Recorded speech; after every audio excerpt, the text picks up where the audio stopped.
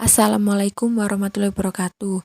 Di sini kami akan mempresentasikan hasil kerja kelompok kami yang beranggotakan Anissa Putri Armita, Muhammad Syaiful Rijal Hamdani, dan Evi Dewi Saputri.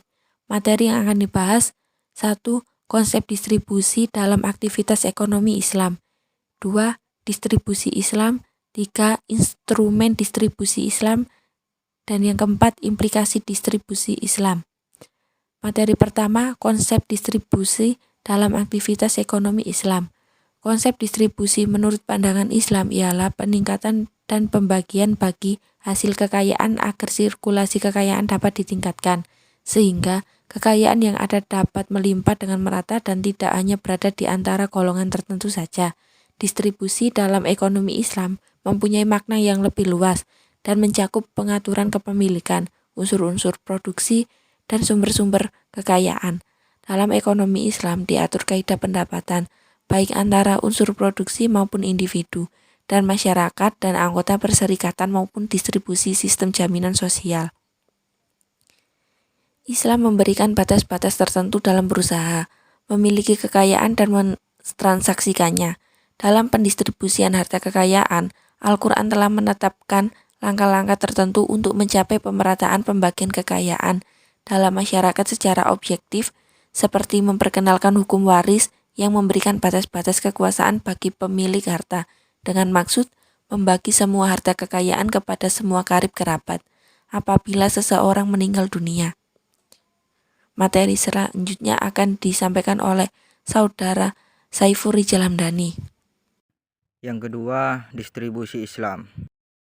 Distribusi merupakan peningkatan dan pembagian bagi hasil kekayaan agar sirkulasi kekayaan dapat ditingkatkan, sehingga kekayaan yang ada dapat melimpah dengan merata dan tidak hanya beredar di antara golongan tertentu saja, serta dapat memberikan kontribusi ke arah kehidupan manusia yang baik.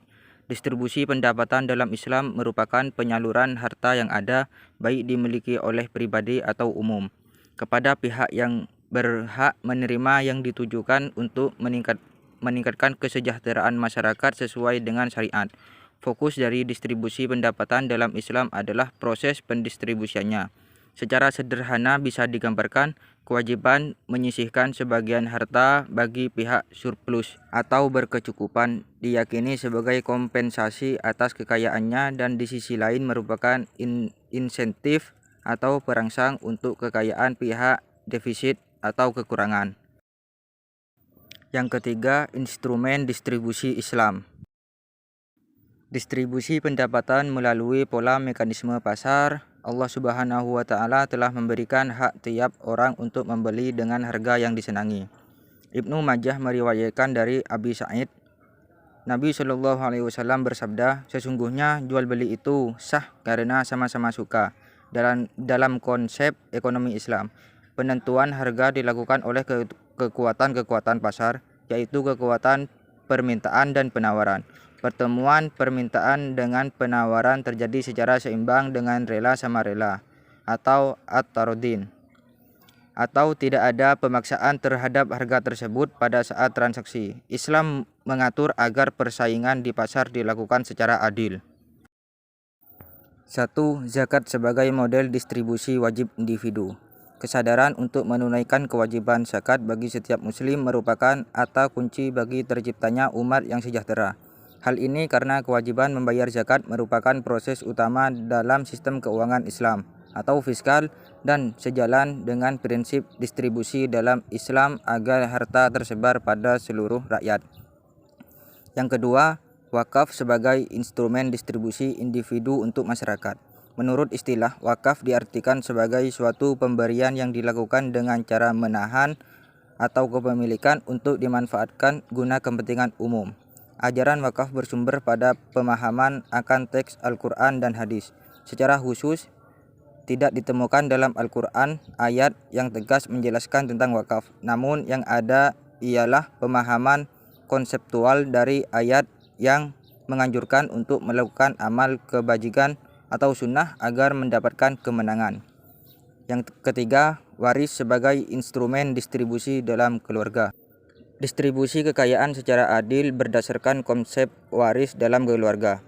dapat memotivasi pewaris untuk semasa hidupnya mencari rezeki yang sebesar-besarnya agar tidak meninggalkan keturunan yang lemah. Ahli waris dengan harta waris dapat mencukupi kebutuhan sosioekonominya di saat pewaris telah meninggal dunia, serta harta waris digunakan untuk biaya pendidikan, hidup, usaha, dan menanggung keluarga. 4.